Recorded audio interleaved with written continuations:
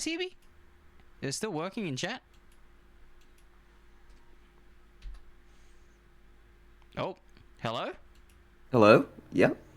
Yep, you came back? It looks like I did. Chat, we're back, right? Yeah, we're back. I refreshed. I don't know. I lagged out then, not you. That was me. Okay. We are back. Sorry for the technical issues there. I don't know what the heck just happened, but the live has now restarted itself. So that's interesting. Oh, now it's going to run a pre-roll ad because I started again. Wow. Okay. Well, hope you enjoy your 3 cents Twitch. Anyway, so obviously that was the top 15. Wait, did it cut out during the video? Oh my. Chat, did it cut? I don't know if it cut out during the video. If it did, I apologize, but chat, go check the pin link. Man, that really does suck if that did cut out, but anyway. Well, that means that it's going to be interesting trying to upload the VOD, but anyway, like that. Listen, the top 15 players, like I said, there was a lot of individual talent in this tournament. I mean, we saw it, we've seen it all year, we've seen it in previous years too, right? Like OCE, they just love to swing, they love to take gunfights, and it makes for such exciting gameplay like we saw. I mean, that 1v5 at the end, prime example, right? So, yeah, good to see what was going on.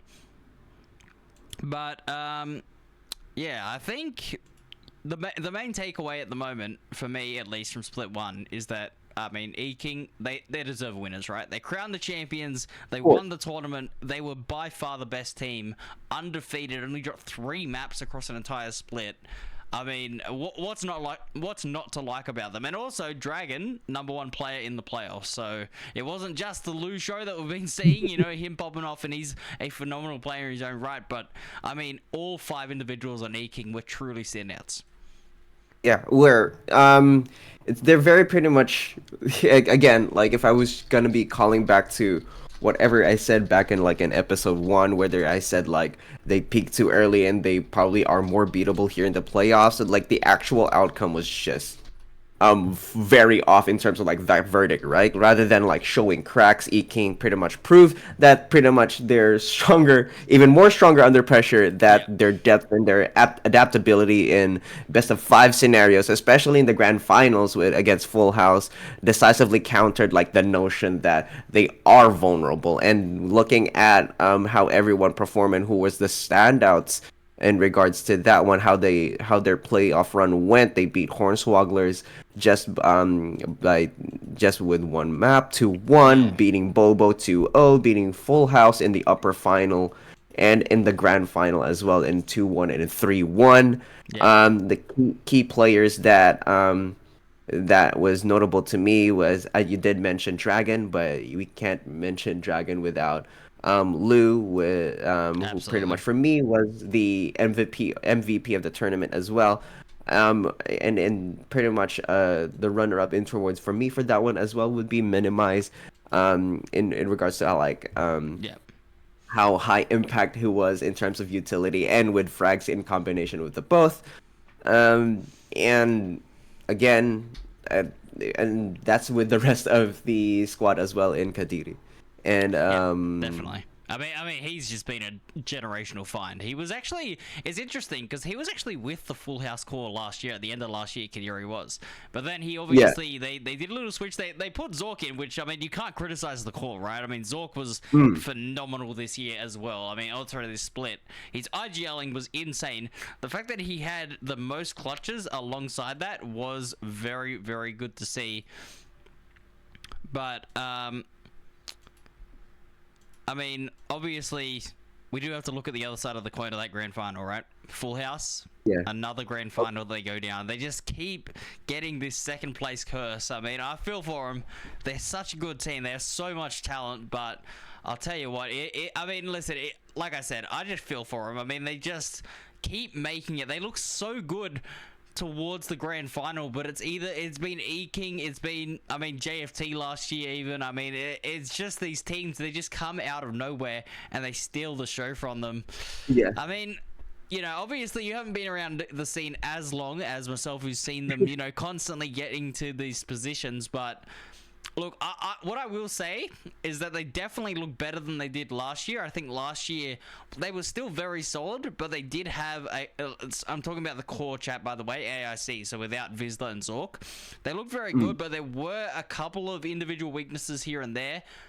But this year, I think they were a complete team. I mean, if I'm being completely honest with you, I think 3-1 isn't even doing justice to that grand final. It was such a close final. I mean, you guys saw it at the start of the video, hopefully. Like I said in the chat, I'll replay the top 15 playoffs because that way it'll also be in the VOD too, so that'll be good. That'll make it easy. But I'll do it at the end again, chat. So if you missed it, either check the pinned message or just wait to the end. But, I mean, we saw it right. Map 4, 13-11. Like, that's not a 3-1 stomping, right? Like, that was competitive. Map 2 was a 13-7 victory to Full House, right? Or was that in the upper final? I think that was the upper final. But in the grand final, let me just get it up real quick. Yeah, we had Haven, that's right. They had that big comeback, right? 11-5 down. They won 8 rounds in a row and stole it from Eking. Like, a team, you don't rock up as a team of chokers or bad players that got lucky and win 8 rounds against a team that won the competition, right? You just don't. Like, in a grand final too. And then obviously Pearl, Eking, they took control. We know the rest of the story. It was a very, very competitive map of Split though, and I wanted that to be known that, I mean, Eking had to win 4 rounds in a row to win that in regulation to the end. Like, Full House were leading for a majority of that game. Majority of the second half, sorry. They I think it was 6-all or 7-5 to Eking at the halftime, which is a very even game, right, on Split. Generally, you do get one-sided half. So, a credit to Full House. But yeah, I mean, we just had to mention, I mean, their grand final streaks are phenomenal. I think they've had a 5th and now 4 seconds in the last 5 splits or something ridiculous like that. So, they're an incredibly talented roster, but it had to be said that, you know, they just keep getting to this grand final. But it's always just a team there. So I don't know if it's, you know, a bit of nerves or a little bit, you know, a little bit of deja vu for them. But I definitely think they should stick together, Digzzy. I mean, I really don't see many issues with this roster whatsoever. They're an incredible team. But yeah, it just had to be said, their Cinderella run, it's still yet to come in the Valorant Challengers circuit. Obviously, they had success in the Predator League tournament. They went over on LAN. But I'll tell you what, they're just chasing that elusive Challengers trophy. But they're not far off it. And with the way that the format works with Ascension, right, the qualifiers, if they go on to win Split 2, and let's say the roles are reversed, they win Split 2, Eking doesn't, they then go equal with them. So I don't know how that's going to work because we only have 2 splits this year. We're supposed to have 3, but with the scheduling, as everyone in the chat probably knows, we didn't end up getting that. So I don't actually know what they're going to do if the scores are tied. That will be very, very, that'll be very interesting. I'm interested to see what you do. Like, do you just play another final for the spot? I don't really know. That's going to be crazy. I've got someone in chat telling me to say what I really think. This is too brand. My friend, I don't even have a brand, mate. We're just yapping. But I mean, look, it's time to move on from the sub story of Full House, and we got to talk about the best players of the split. I mean, obviously, like I said, Dragon, the #1 player in the playoffs, but I mean, you can't get away from this guy called Merza. You just can't. You can't get away from him. He has been phenomenal. I mean, just in the playoffs alone, he had 8 clutches. Just in the playoffs. And keep in mind, he was actually not able to play a couple of those games because his internet had issues. So, he didn't even play the entire playoffs. And he had... Well, if I get it up on the stats, he had the 4th most clutches. So, that was phenomenal to see. Absolutely a dominant performance from himself. Milky as well, though, was extremely impressive. He was the 3rd highest rated player. Now, this is a player that really did, have a couple of individual issues last year. I think that, it's pretty obvious to see, and that is why they made, AIC made that roster swap in Split 3. But he has come back with a vengeance. I mean, he's playing Initiator, and he is just dominating. I think he had 40 more assists than everyone else in the group stage, and then he's come in individually being the 3rd highest rated player for Bobo. A huge shout out to Milky. He, really did play very, very well. But then we got to talk about, as you called him, the double, triple agent, whatever you want to call it, Andy. I mean, the guy just shows up on teams, locks a duelist, and frags. No, again, like it's just you can't just properly show up with Full House and then with another team in the next, right? You Yeah. kind of just like double triple agent Andy, and again, like you've mentioned it before, a former champion Yeah. himself, being able to rock up with JFT internationally and just put up some numbers there, and put up a dent in like in teams like Riddle and Simprisa. Yeah. Now the Nongshim squad up in VCT. But then again, like you can't like miss out on a player like Andy, right? He's been in there for like a reason. Well, my main question is like, is Andy gonna be, because he definitely has the talent to do so. Yeah. My question for him is like, are you gonna be in like a starting roster spot, or are you gonna be like an assassin for Bring hire back Fun again at Crew. this split? Yeah, I know, right? Is Fun he Crew gonna might be come back. like? Who knows? But yeah, I mean, I believe he is LFT at the moment, if I'm not mistaken. I I don't know, know right? that for sure, which is crazy to think about. Like, he literally played on two different teams and is a top 5 player, but he's looking for team. Like, I don't know how that happened. A bit unlucky for him, I suppose. But, I mean, look, he's a great pickup. I mean, Songri, obviously DXA, they had a very interesting run. We'll talk about them in just a moment. But Songri was like a very good player too. I mean, I'm looking at the player. He's the 5th highest rated. Like, I mean, they lost both of the series, got eliminated obviously, but to be the 5th highest rated means you're putting up numbers, putting them on the board. So it's good to see. But and then you've got pretty much the rest of the top 10 is basically our top 3 or 4 teams. I mean, you got Long and Friends putting numbers up there. Kadiri, he was an absolute animal all split. One of the deadliest players in the scene right now. I mean, Mammal and Mike, they played extremely well as well. So Long and Friends, they certainly gave themselves every opportunity to get themselves into that grand final. And I mean, credit to them. They got a top 3 spot. It was where I predicted them. Some people predicted them outside the top 3. Some predicted them even a little bit higher to make the grand final. So, in my opinion, the top 3 teams kind of were where I expected personally. Yeah. But then we have to talk about this team called OG. Like Oh, the team that ruined everyone's predictions. All right, that is who they are. of course. They came through as 5, in my opinion, rookies to the scene at least. Right? Obviously, incredible players. No disrespect, not calling them noobs or anything like that. But rookies to the challenger circuit, and they just started fragging. I mean, it has to be said, Naz, aka Hoodlum.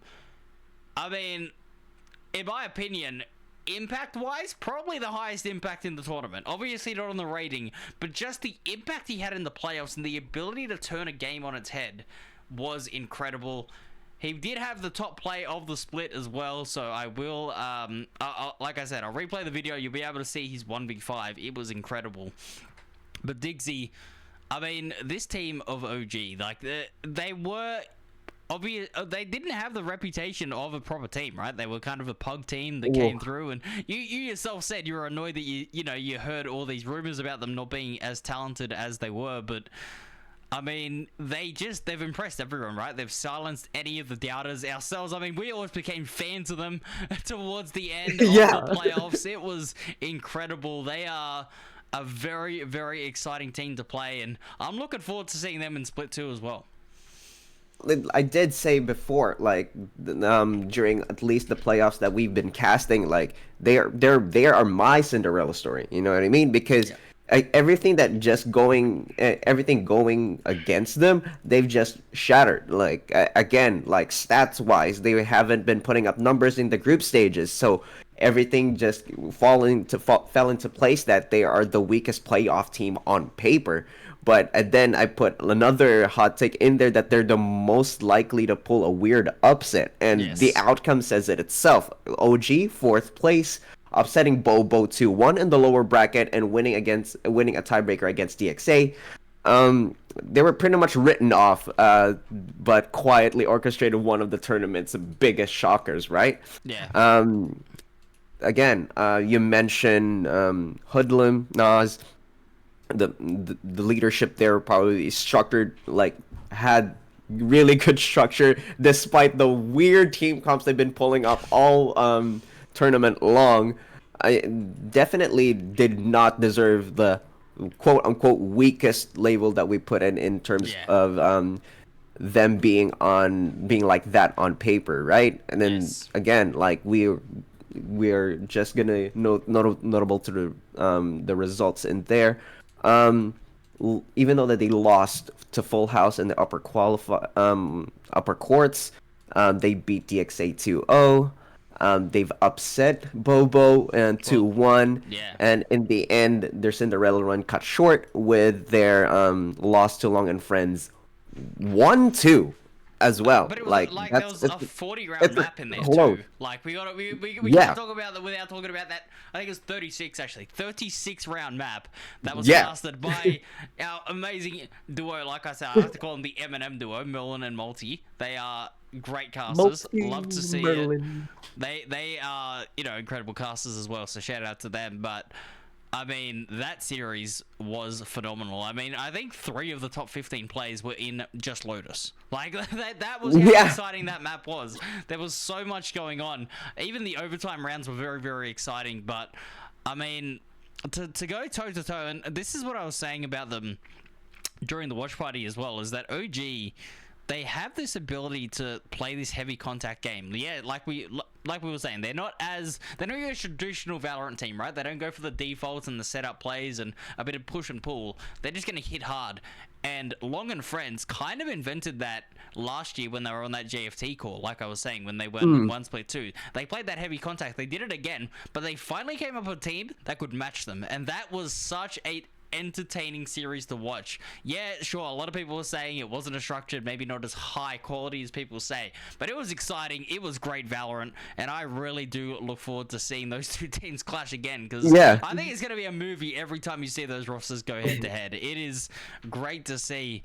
But yeah, that final you're talking about, where they obviously went down, was obviously, very heartbreaking to do it in such close circumstances, but they fell off on that third map, and I think that was the experience factor we were talking about, right? The series goes along, get a bit of fatigue, how do you manage it?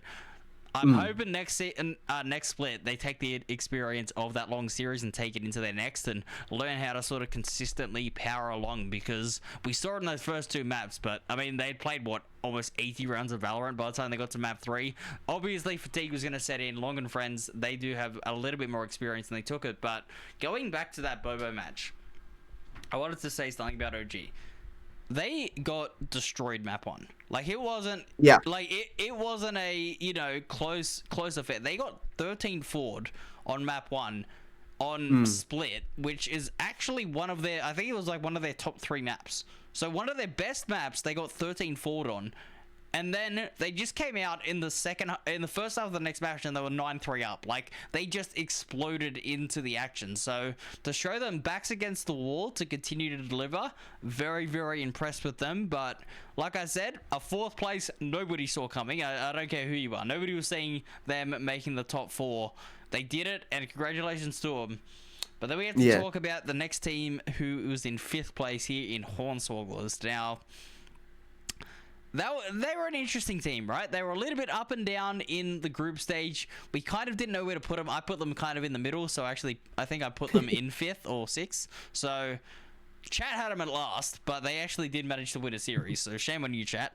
But I mean, they came out swinging out of the gate. They are one of the 2 teams that took a map off E-King. Like, that cannot be understated, right? Like, they came out, they won Icebox. Obviously, E-King, they went to another level, map 2 and 3. They blew them off the park. But to beat E-King is something that literally only them and Full House can say they took a map off them. So that is a very, very nice, handy little bragging rights. Now, I know there's some stuff going on behind the scenes, so I don't think that roster is sticking together, but I won't get into it because I don't know the full details. But for everyone in chat to know, I believe Hornswogglers, they may still be a Hornswogglers team, but it will be a different roster. But to see them go down to that lower bracket and absolutely, demolish Venus Side Hustle in a 2-0, so obviously they had a very unfortunate run, which I think we did see coming. But it was a 14-12, 13-10. Like, that was a close series as well. So they had that hard-fought victory. But then they came up against Long and Friends. And, I mean, I put it in the massive long Twitter post. I know that not everyone reads my essays and whatnot. But like Icebox, I called it the post plants from hell. That's what it was. Hornswogglers. Oh yeah. I mean, we casted the game, right? 6 post plants in a row, and they just couldn't get it done. It was very, very heartbreaking to watch. I mean, we had the spike plant being too deep, and the lineup's not hitting. I think Kiss defused in a 1v4, just sticking the spike. Like, things were just not going their way. It wasn't their day, and Long and Friends were too good. But I think individually there was a lot to like. I mean, Xenox, he was playing very, very good Valorant. I think he was one of the top duelists heading into the playoffs as well. He was looking really sharp. I think Dasani had a lot of individual effort. He was kind of a silent killer in a way, because no one was really talking about Dasani, but I think he had one of the highest amounts of multi-frags. I don't know if that's something I can check on the stats here on VLR, but he had so many multi-frags across each game. It was really impressive to see. I don't think there is a stat for it on VLR, unfortunately, but the amount of 3Ks and 4Ks he was walking away with in post-plant situations while playing Lateo, so not only was he doing his job and staying alive, he was getting the clutch kills. There's a lot to like about Hornswogglers in just the way they played it in general, so I think that individually, they're very, very good. Don't know where they're going to end up for Split 2, but I'm hoping they do make another run and give it a good crack. Maybe we'll see them in the open qualifiers, a few of them sticking together. Who knows? But it also has to be said, Echo. I mean, that guy's insane. Played duelist for Chicken Run, and they came into sub as a sentinel. And he's still fragged out. Like, he was still getting kills. He was still doing everything that he was doing on the duelist. Obviously playing a more passive role with the Sentinel, but his shooting was so sharp. He was extremely impressive, and Azo, the captain as well, led them, you know, for the split through thick and thin. They were a little bit up and down, as we said, but I think, you know, overall that team definitely did very solid. And Kaza as well, he was putting on a clinic. He had a lot of impact on the smokes. He was kind of a flex, if I'm not mistaken, as well. So he played a couple of different roles, or was he the controller? And I think, oh no, Aza was the flex. That's right. So Kaza was on the controller. He was the one that was playing that more supportive role, but he had his individual moments as well. So I think all 5 players on Hornswogglers, shout out to you. You all played well, and good luck for the next split. And then obviously we mentioned Bobo before when we were talking about OG and what happened there. Getting reverse swept by a team that was considered to be kind of the underdogs. They started with a pretty easy win against Venus Side Hustle. I mean, it was a comfortable victory to say the least. They really didn't look too threatened. There was a 13-10 on Haven. There was a little bit of that resurgence we saw, and we saw it so many times for Venus Side Hustle, right? We saw it even in the group stage. They had this massive streak of rounds at the end, but because their starts were a lot slower than most people would expect, the comeback wasn't really ever on. It was kind of just a couple of hopeful rounds towards the end. So Bobo pulled them away pretty comfortably. They went up against E-King, and I mean, it happened to everyone, right? Yeah, going against E-King, you're walking away with a W. So they went down to that lower bracket, and like I said, they looked good. Against OG, they looked good. They looked dominant. 13-4, map 1 against a team that you should be beating. Everyone was going happy days. And then they just got absolutely blown off the park. So I'm not too sure what happened there. There wasn't, obviously that match wasn't streamed, but I just wanted to say that Bobo, like I said, I shouted out Milky. I think Blessed, his mechanics were absolutely incredible. Like, he was pulling off some huge plays throughout the split.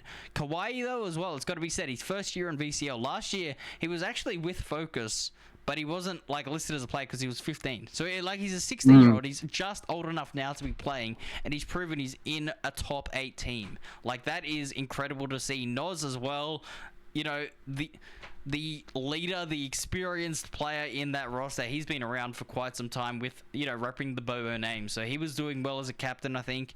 He, you know, just did his job, got through what he needed to. Exerst as well had great impact, but I want to talk about Bonobo. Like, this guy on the Sentinel. Like, he was a duelist last year. Again, it's kind of like Echo, right? He was the duelist role. He's gone over to Senti, but he hasn't lost the aim. He is still a sharp shooter as you like. Very, very good run from Bobo. I think they'll be disappointed, obviously, going down to OG in the fashion they went down to them in, getting reverse swept by a team that obviously they would have been coming in thinking themselves as favorites. So they're going to be a bit annoyed at themselves there, but a top 6, they still walk away with 20 points for the circuit points and $500. So can't be too disappointed. You will get $100. Congratulations to you all. And then obviously our final 2. Oh yeah, you wrap things up for Bobo. Yeah, I kind of want to cover both Hornswogglers and Bobo as well Yeah. as like the fifth and sixth places, right? You kind of also had in terms of Hornswogglers, like if we're gonna go back towards past like the past hot takes that we had on like the episodes, right? I put in Hornswogglers as pretty much like one patch or one role change away to being like a top three team, right? Yep. Despite it not being coming into fruition, pretty much massive shout out to Xenox who showed like a whole lot of promise and like as was pretty much one of the pivotal players that actually took a map out of E King. Unfortunately, they didn't string consecutive wins together in the lowers to get them outside of that top three or top four spot in particular, right? But if we're going to look at players such as Xenox, 298 kills, like which pretty much is like 17.5 kills per map over 17 maps, 1.22 KD and 251 ACS. Yeah. A lot of aggressiveness on that duelist role in particular, right? Topping out the scoreboard in the map that they took out of the E King at that point. Then we have Strain, an experienced player, Yeah. provided a lot of stability in that roster, right? His stats pretty much weren't flashy due to that like 1.05 KD during that run, but Yeah. he often anchored a lot of sites and impact I frags. think yeah, he was Enzo subbed as out though. well. It's important. Yeah, He was subbed out. Like I said, there was stuff going on in the yeah, background over there. So yeah, obviously he had great impact as you said during that group stage. But yeah, just for the people in chat to know why I didn't shout him out for the playoffs, it's because he was replaced in there for Echo. So that was kind of the yeah, roster changes they had coming in, which is why I mean a lot of people did doubt them, right? They had the roster changes coming in, so to still get a top six, yeah, it's solid. So yeah, but yeah. yeah, keep going anyway. And then I've got a last pivotal player that stood out to me at the time was also Azo. Like Yes. like the setup on between Azo and Xenox was pretty much like it's pretty much the duo that you kind of want it to have in your rank games, right? And like it's kind of just how everything has just been set up for Xenox because of Azo as well. With the Sky and the KO and pretty much the utility tandem or the utility combos that you can pull out as well. In terms of Bobo, in particular, again, my hot take for them at the time during episode one is they're the smartest team in the playoffs, but play too safely to win it all. And the actual outcome in regards to it most likely says that the verdict was kind of off, right? Bobo's macro discipline was evident. They did take a map off of E King. The too safe, quote unquote, was understatement. Like how poorly, I guess, like how stats wise, how poorly they handled the OG aggression, right? The Yeah. unpredictability of OG, and falling well short to like that top three finish that I put him at. Yeah. Heartbreak and there towards my end and towards that predictions. But then again, you mentioned the players that took them that did their best at least right in Kawhi and Blessed, and for me it's Nas as well. Yeah. Kawhi in terms of racking up like 285 kills, 17.8 that per map across that's like 16 maps. Um, KD was only pretty much like 1.10, which is pretty much due to how aggressive everything was. But the ACS is 220. Entry frags that often gave Bobo early round advantages. I think Kawhi was pretty much my standout player towards this squad. Blessed always has been a consistent performer for me in this squad. Has been in the past games and since I watched them in focus as well. Again, like utility usage, pretty much just like have a good way to just set up Kawhi in terms of like setting him up properly. Um, and Nas as well for me provided a lot of like support not just in utility but in firepower as well. 259 kills, 1.11 KD in regards to this, and not to mention like standout moments in the group stages as well, that stood out for me in regards to this Bobo squad. Unfortunately, not enough to etch him out of the fifth, sixth place.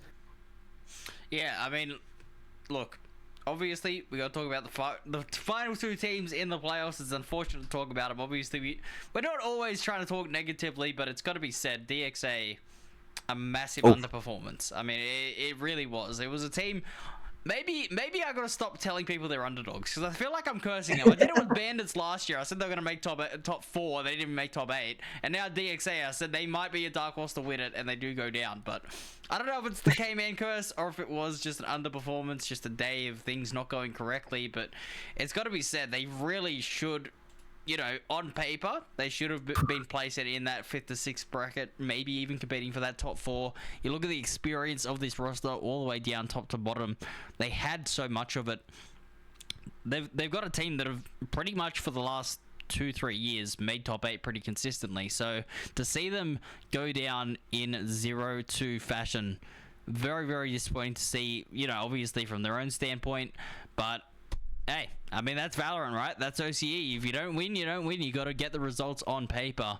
But, I mean, it was surprising to see how quickly they were put away, especially after taking a map off Long and Friends, right? Like, they came in to Pearl in a very, very tight fight, 13-10, 13-11, and then they got 13-1 on Lotus. And I feel like that third map, that result, where they lost 13-1, kind of undid them. I think mentally, they kind of checked out, and that's what I think must have happened, because they were in the fight against the team that came third. Like, they were genuinely pushing them to the edge. They won 13-10, they lost 13-11. Like, against Long and Friends, that's not that's not a no-name team. That's not a team that wasn't expected to do well. It was a team that very much was expected to put DXA away, and the fact that they pushed them to the edge, and then they came up against OG, and they pretty much didn't show up on map 1. Like, yes, the result was 13-7, but it was 10-2 at halftime. The game was dead and buried, and then they got the lead on OG in the second map, but they threw it away towards the end. I mean, it's very, very disappointing to see, you know, obviously from their own standpoint. I'm sure that the players, I don't know what they're going to be doing, because DXA have obviously left the scene now. They've said that we're going to go back to, I believe, just Counter-Strike. So disappointing to see that. But obviously, with the current state of things in OCE, it's not surprising to see that Orgs, if they don't get the top result, they're very quickly going to go and explore other options, just because there is a bit of a money drain going on in OCE. I think everyone's aware of that. It's not really a secret or anything like that. So disappointing to see for DXA, but I mean, that's kind of just the way the cookie crumbles. But I mean, when you look at the other teams, right, and you look at the way they performed. Like you said, we had probably OG down the bottom, but they came 4th. They absolutely performed, which means that all the other teams, I think bar Venus Side Hustle, kind of didn't get to where we thought they were going to get to because of OG's run. They just kept pulling off upset after upset. So it was a very, very tight competition, I think, from, you know, kind of the 4th to 8th standpoint, and then I think, you know, even 3rd and 4th were pretty close, but I do think Full House and Eking definitely were the top 2 teams. Yeah, in terms of DXA esports, right, and possibly like Venus Side Hustle as well. But for DXA, the hot take that I had currently that I had for them in episode 1 is they're the most dangerous lower bracket team that can realistically make a top 3 run. Yeah. That completely like fell off. The raw firepower of Indra pretty much didn't, for me, it didn't translate like into wins, because without sufficient support, rather than just booming down through the lower bracket, then DXA fell immediately. But I still managed to get a little bit of players that pretty much performed towards like throughout like the whole tournament as well. Like the one that stood out to me the most in towards this roster was Kilani, right? Pretty much I put them as the player to watch during this playoffs run, and they did a decent one as well. Did he only play one map? I think he only played one map in the group stage. He was a sub at the time. But the interesting thing that I wanted to talk about though, with obviously you're talking about Indra and his ability with the impact, right? in the group stage, he had 89 first bloods, 56 first deaths. Like, he was winning, I think it's roughly 60 to 65% of opening duels. Like, that is what you want out of your duelist, shooting hard, getting all the frags. But then you go into the playoffs, he had 19 first bloods and 30 first deaths, so under 50%. So, obviously, I'm not at all saying, oh, he played bad so the team lost. Obviously, there was a big disconnect from what they were doing in the group stage to the playoffs. They weren't getting set up properly, they weren't able to execute on their attack, and they weren't able to set up their duelist. And when that happens, you're not going to win many games, and in their case, you're not going to win any games. So, unfortunate to see, but that was a really interesting stat to me, right? Because that's who I was talking about with DXA and why I thought they had the firepower, right? Because I was like, Idris just going to go in. He's going to get his 2 every round. They're just going to go in. Beautiful open sight. Everyone else is going to walk in. It's going to be great. But, I mean, clearly, like I said, I didn't get to watch their games, unfortunately. I think there was only one stream, but the VOD wasn't saved. So, yeah, I'm not too sure what exactly happened. I don't know exactly what happened for DXA to, you know, sort of underperform, in my opinion, to what they should have been able to perform at. But, I mean, that stat alone just shows you. I mean, clearly, like, it's not just the mechanics. I think there was clearly a lot of issues there for DXA. They just didn't hit the nail on the head at all. And, I mean, it's disappointing to see they didn't show up after being so competitive against Long and Friends, who were a very, very strong team, just to sort of fade away in that second series in the lower bracket. I mean, obviously, OG, they played phenomenally well, and they went on to do the unthinkable in a way. But yeah, I think DXA, they're gonna be thinking next time they go around, you know, whatever roster name they want to play under, if their roster stays the same, they're definitely gonna go, we've got to make a top 6. We've got to make a top 4 this time. Like, we can't make the same mistakes as we did in the playoffs. Yeah, it's gonna be the same for one of the lower teams that didn't get too far in towards the playoff tournament, right? And for in regards to Vina side hustle, like like during just a callback to like the episode 1 hot take that I currently have, they either get too owed and forgotten, or they're gonna be like the favorite, the biggest fan favorite Cinderella story run that they could actually go through, right? But but again, like, I guess I was like half correct in that one, because like they indeed get too owed and they got quickly eliminated. So it's more likely like it pretty much went to like pancaked and forgotten in regards to that one. But again, from what I can see in towards like the stats that I could pull up in regards to what Venus Side Hustle currently did, like in Vina as a duelist in there, doing their best in towards like what they got, 307 kills over 17 maps, which is something not to be scoffed at, like a decent 1.21 KD, 248 ACS towards the tournament that they had so far. Massive shout out to Quenshin as well. A good support play towards the primary duelist in there as well. Again, in regards to what I've had to the 5th and 6th place teams, it was some, like, the other one is like, I guess like the expectations like weren't there. But for me, DXA was the most like the huge question mark for me, and like in regards to like what happened there. Yeah, the biggest underperformer. Like they probably they're probably the one team for us that didn't meet the expectation, right? And I mean, look, it's unfortunate. Like I said, it's playoffs. Yeah, it's finals. it is what it is. The stats of group stage don't matter in the playoffs, right? Like it didn't matter that you know, that E-King had never lost the map because they showed up the playoffs, they lost map 1. Like it's stuff like that. Obviously they did go on to win, but it's stats like that. It's just, I mean, at the end of the day, they don't matter. All right, we're seeing some Long and Friends players in the chat. A couple of Hornswogglers too. Appreciate you guys coming through, having a bit to say. But yeah, really a good playoffs for everyone. Like I said, I think that everyone did play extremely well. Now you can see obviously on our agenda here we did have the top 15 of the playoffs. My stream actually died and cut out, so we will be playing that at the end. So if you missed it, either check the pinned comment or we're going to be playing it at the end anyway, so you're not going to miss it, so don't worry about that. But now we got to talk about the predictions, right? We were talking about our predictions just before. We're going to go through them quickly just again. Obviously, with OG performing the way they did, everyone's predictions got cooked. But let's just go through again. So obviously, here are mine. So the top 3, I had correct. The E-King, Full House, Long and Friends in exact order. So W to me. But then obviously, OG... I think it was Hornswogglers in 5th, right? I'll go through the actual placements in a second, but Bobo didn't quite make it to that top 4 stage, which I thought they were going to. DXA, as we talked about, didn't perform. Hornswogglers, they pretty much went where I had them, and Venus Side Hustle the same, but it was OG that really just blew my predictions out of the water. And look, I got the top 3 right. It's not bad. It's not terrible. Yeah. And I got Venus Side Hustle in 7, so I mean... I got 4 out of 8. That's 50%, not bad. It's pass. No.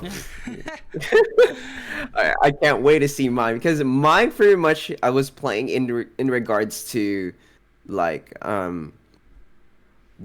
was playing devil's advocate with mine, right? Putting Full House at first place mainly just to accentuate the fact that they're a very complete team.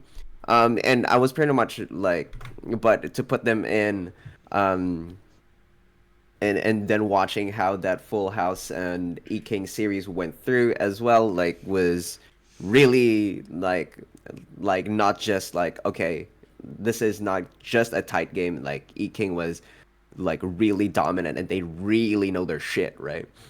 For me on my end, like, I think for that one, and from my end where I put them Full House at first, it was pretty much just like, I guess for me it was like on hopium at that point, right? Because for me, I was like really rooting for like the really most, like, what I proclaimed like the most complete team that they currently like be at, right? And again, like, I've always just been like an underdog like player in regards to like in regards to like I want the second place to actually like get first, you know. Well, this might not be the split, but like next split, like next split might be the split, but again, like, E-King is just gonna be like very very at a very high spot and have a lot of well, I mean, through as well. It's funny you mentioned that, right? Because we mentioned obviously that grand final, that 3-1 result earlier at the top of the show, and how I said it probably didn't represent how close it was. You got to think about it. I believe there was the Dragon 1v4, there was the Lou 1v4, there was the Lou 1v2. That's 3 rounds where Full House had an advantage, and they lost 13-11. So they go on to win any of those rounds. We have overtime bare minimum. Very different story. So, I mean, that's also another thing to factor in, that, you know, obviously in the chat, I can see Longer Friends, they call them a bunch of chokers and whatnot, having a good laugh. But genuinely, I think Full House, they did play very, very well. They did deserve that spot in the grand final. And, I mean, like we said about E-King, right? There's nothing to criticize. Undefeated run. Kings of the region. Absolutely no doubt about it.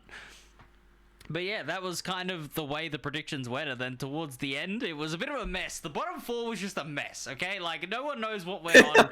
Everyone was beating everyone. Everyone was losing to everyone. It was crazy. It was OCE at its best, though. I mean, that's kind of where I am, right? I love watching upset games. I love watching the chaos that ensued. But let's see what you guys in the chat. Yeah, I'm looking at you, chat. Yeah, I've called you out on the show. These are your predictions, right? Yeah, you had E-King Full House. Great. Then what happened? Chat? You want to come at us for our predictions? Bobo 3rd, Longer Friends 5th. What is going on there? You had Hornswogglers dead last. You had OG and 7th. You had Vita Side Hustles. You guys didn't get a single prediction right outside of the top 2. Like, I mean, chat, listen, you guys want to come at us? Listen, what happened, chat? What happened? That's what I want to know. That was, you know, insane. I mean, yeah, I had to have that rant. Sorry, chat. I had to get that off my chest. Like, everyone was coming at me for predictions. Hornswogglers in 8th is valid, says Echo, a Hornswogglers player. Oh, dear. Oh, dear. He's flaming himself. We can't be doing that, Echo. You got to have confidence. I wasn't there. Don't lump me in with them. Okay, Toby. Fair enough. You weren't there. Okay. All good. Who even is on Hornswogglers? Okay. Wow. What the fuck even? Wow, we're just okay. So Hornswogglers is flaming. We're flaming Hornswogglers now, chat. Okay. Fair enough. Okay. Interesting takes in OCE as always. I mean, listen, the region of the rage bait. That's what I call them. Well, you know what? It's all good fun and games though. Everyone in the chat, we're all having a good joke. But yeah, I mean, look, obviously the roster changes did hurt Hornswogglers, but I mean, look, let's see what the actual placements were, just for everyone, you know, that's watching this later on YouTube or whatever. E-King first, Full House second, Long and Friends third, OG fourth, Hornswogglers fifth, Bobo sixth, Avena Side Hustle seventh, and DXA in that eighth position. So obviously nobody got the 100% on the predictions. I'd be very surprised if anyone did, to be honest with you. But I mean, The look, pickings are like the top three, very, very solid. And I mean, look, I'm expecting them all to be, you know, at least within the top four next split as well. Like, I don't think that's a controversial take whatsoever. It kind of just depends on what happens in that lower bracket. But I mean, look, the top three, I think they are at just another level at the moment. But like we said, I mean, OG, they were extremely impressive, but they did come up against Long and Friends, who pretty much play their game style and just sort of played it at a higher level, I think it's fair to say, and that's why they ended up taking the victory. But yeah, I think that overall, the predictions, the top three were solid for everyone, and then everything else, well, except for the chat. Yeah. I'm gonna bring up chat again. You know, I'm just gonna flame them twice in one episode. Why not? All right. But apart from chat, everyone else predicted top three pretty accurately, and then yeah, it was kind of fifth, sixth, seventh, eighth was just who knows what was going to happen. You could roll a dice at that point, but that is most of, you know, the agenda and the recap done for stage one. So if you wanted any of the information, you can go back and watch this VOD. I'll upload it to YouTube as well, but I will be replaying you guys the top 15 plays, so that way it's all in the one VOD. Yes, sir. So stick around for that. We will be playing that video just in a little bit. But Digzzy, you got any final words of wisdom? Oh, we actually do have one more announcement before I say that, actually. Oh, yeah. Open Qualifiers Stage 2 starts tomorrow, and we're playing. All right, chat, we are playing. We're showing up. Listen, you guys come back. I'm going to stream it, by the way, chat, so make sure to tune in tomorrow. We're playing the Open Qualifiers because we're not allowed to cast it. No comment. So we made a team, and listen, they said that we couldn't stream ourselves playing it, so we're playing it. Well, I don't know why we're not allowed to cast it. That's I don't know, chat. No comment, like I said. But you know, there's no rule against players streaming the game, so we thought, you know what? Let's stream it. Let's just do it. Let's send it. Chat, listen. If we get through, I don't know. We might end some careers. Digzzy, listen, mate. I know you're looking very confident over there, mate. It's giving me great confidence. Yeah. You You can tell that like I am very hyped and I am not face palming my face at all. You can tell that the expectations to blow out of the water in terms of my performance in the server is very high. Based on my predictions as well. I won't be in tomorrow, but due to commitments, but ooh, open qualifiers is gonna be hectic, to say the least. Absolutely. Look, I mean, look, it's going to be a lot of fun, chat. We're going to come through. Do we have any strats? No. Do we have any team comps? No. We're going to lock in what we want to lock in, and that's going to be a lot of fun. So hopefully we don't end someone's career. That would be tragic. Listen, we're going to cook. Let's see. Maybe if we make... Hey, listen, chat, if we make top 16, I don't know what to tell you. Maybe we're just the greats. We're the greatest at watching. So I'm going to be on Cypher. No surprise there, because, you know, I'm great at watching the game. I'm good at being on camera. But... this podcast has 2 Sentinels players. Listen, bro's like, he's leaked the comp chat. We're playing double Senti. It's over. Oh, no. But it should be a lot of fun, chat. It's going to be all for vibes, so make sure to come through. Might want to check the rulebook if we can stream. I mean, chat, listen. What if we just stream? Like, what if we just do it? What if we just Who's going to snitch, chat? Who's going to snitch? Tell me. Tell me who's going to snitch. We need Quad Duelist Clove. Oh, my. Wait, yeah, we get chat. We're gonna get Toby on Clove. He's gonna show Moza how to play it. That's what he told me. Anyway, that is kind of the Yap and Wrap all coming to an end. But Digzzy, listen, any final words? Open qualifiers coming in pretty soon. Tomorrow's the day as well. I know that GC Split 2 is coming up in there as well, so good luck to any of the teams that are going to be participating on that one.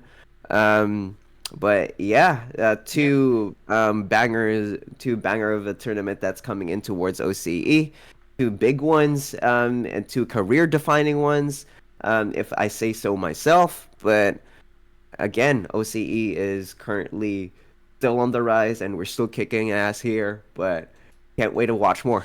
Yeah, so chat, OCE production winning the open calls. That is the final word here.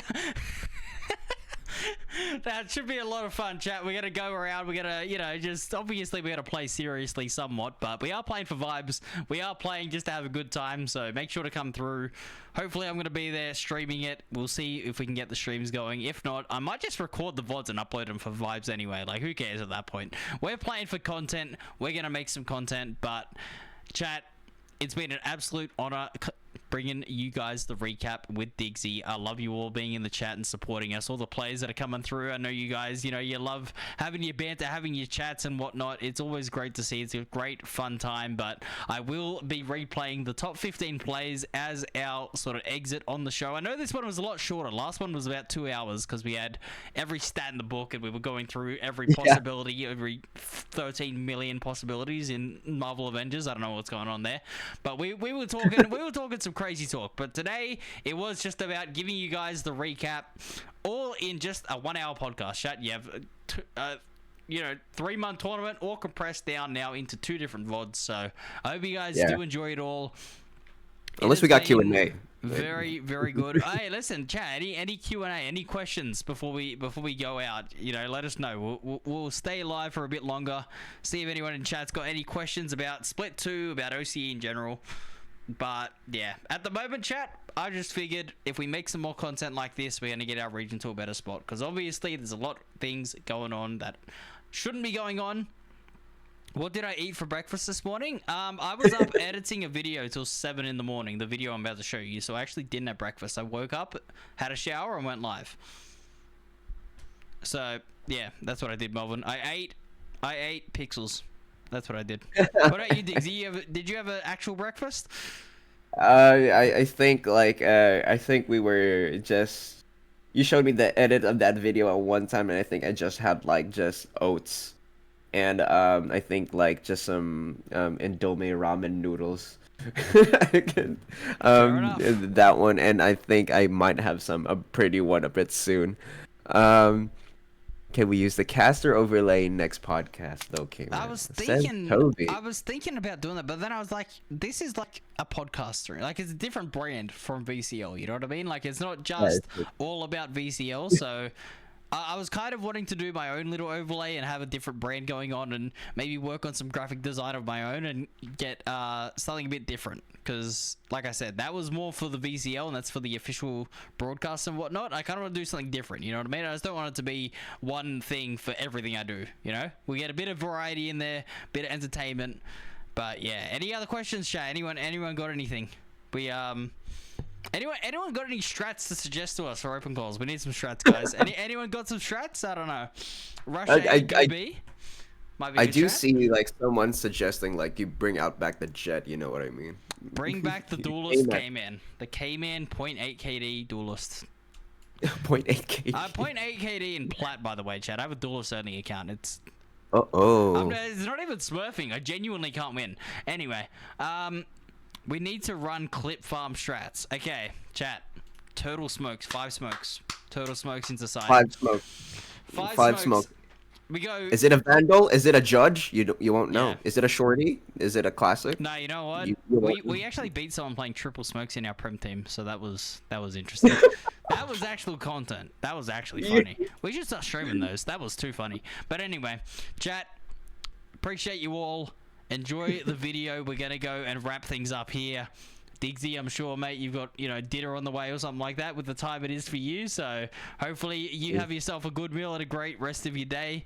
But chat, keep being the absolute goats. I might try and get 10-mans going tonight as well, chat. So if we want to get some 10-mans running, I might start casting them for some fun.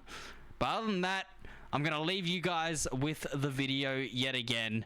So this is the top 15 plays of the playoffs. I hope you guys enjoy.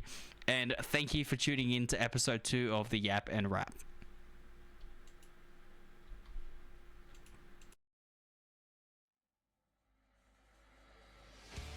Humongous coming through. Sinaway still dives through Lou. though. Vizsla holds the angle. The flash is pretty good, but not onto Zork. Didn't matter anyway, though. And now down to 2. The brothers, one will fall. No longer arm in arm. And Feta now by himself in a 1v4. I don't think he's going to be able to get past this barrier, this wall. 13-11, and the grand final will be Kings. Feta will do everything he possibly can, but their positions are not known to him, and his position is known to theirs. Up through rope, and Feta's last dance surely to be made over towards B Tower. A good headshot, a decent effort, and you could say that for Full House, but they fall short in this grand final here, and it is not going to be enough against the Kings themselves. The headshot spike down for the count. He's second one inside, but Mabel's gonna get one. Needs to spray, but Hoodlum gets one. It's Mabel again with a second. So much value found from the side of LNF, but left on their lonesome on the last 2 members. 1-2, Mabel finding a third.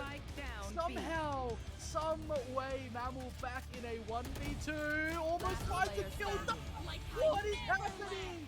Mabel is going diabolical right now as they continue to push absolute diabolical shenanigans. The fake, the timing, oh, the shot! There's no way Scram about to give over the 6K at this point. If that happens, they need to find a bit of a push. Oh my gosh. This is so expensive. Time of the essence. Mabel can't do it. It's 6 and 5. Oh, my blood. Oh, the double stack here is going to be an interesting one because I don't think that's going to go very well inside of Beacon unless they find something. Oh, minimize! Taking all 3. That is diabolical. Sports Moguls get blindsided by both the flash and the play as Minimize goes nuclear. That's all of a sudden a 3-man advantage created off the back of one individual. And the dimensional drift is back online for Minimize again as they find another one. Time to jump. I mean, don't doubt the Kiss. Here, Paranoia goes through for Kaza, but Kiss has to wear it all. They haven't gone through. Go with okay. And Kiss has to shut it all down, and it's not going to be down to Kiss. Versus 3 members of Hornswogglers. Oh, that's the 3rd kill now for Kiss as well. Oh, look, the quadra, but Azo going in for the trade. Almost an ace there for the smoker of Long and Friends, but not enough. Hit. Mike has also allowed Vizsla to walk straight past him through garage, but they are not going to be aware of Mike coming in on the backside. Picks up his pace now. They are going to absolutely not be aware of this. If he times this right, they have to start hitting into the site just before, and unfortunately they do not. Double kill from behind. They're going to have no idea how that even happened. Zork pushes in to find a double of his own. Feta needed to win that 1v1, unable to do so. Now becomes a 1v1 towards the spike. Sinaway will get this to half, gets off it. Here's the footsteps of Mike, knows he's towards the smoke, has to win this Sinaway. He went for the retap again. 4K from Mike, 10-5. And I'm starting to think this one could be done. King's gonna hard save here. 5-man bum rush, but Vizsla, Sheriff in hand, Marshall in hand, gonna be able to just quickly deal with at least a singular player there. Cage trigger. Yeah, it's my favorite buy-up of the second round, especially when they're on eco, and it's going to be the Marshall now peeking out, looking for something more, almost a collide on the century. It's Aspas remade, it's Vizsla's ace. All 5 with the boomstick on the eco. Oh, disgusting from the side of Vizsla. The backside of Long and Friends as well as a salvo and Paranoid put forth, but somehow Scram still finds the one and done here, but this with the spray transfer of a lifetime finds that 3rd. It's a hat trick coming forth, a man advantage solidified for the side of LNF, and they get to go where they please unless something absolutely catastrophic happens. Oh, it's gonna be awful. 10 horses, 4 kills, 5-7. Showstopper out from Feta, but there's actually no one here on the site. And it's probably now wonder where they are, and Minimize just watches as that comes towards him. Vizsla, great headshot. They get absolutely shredded. How do you just keep losing players so quickly? Sitting the spike, and Lou now makes a moment for himself as well. 1 versus 1. The spike is half. Zork can't just stick it. He knows he has to deal with Lou, but Lou is not losing this one. What?